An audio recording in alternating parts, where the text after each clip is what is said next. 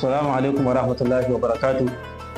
‘Yan uwana musulmi, addu'a mu ta wannan rana ita ce, Allahumma akthir mali wa waladi wa barik li fi ma a'taitani wa atil hayati ala ta'atika wa ahsin amali wa ghfirli.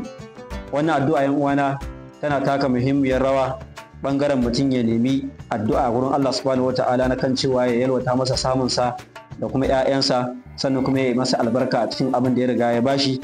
A ƙarshe kuma yake addu'a kan cewa Allah subhanahu wataala ya tsawaita rayuwarsa tare da kuma albarka a cikinta, sannan kuma yake neman Allah subhanahu wataala ya gafarta masa. Wassalamu alaikum wa rahmatullahi wa barakatuh.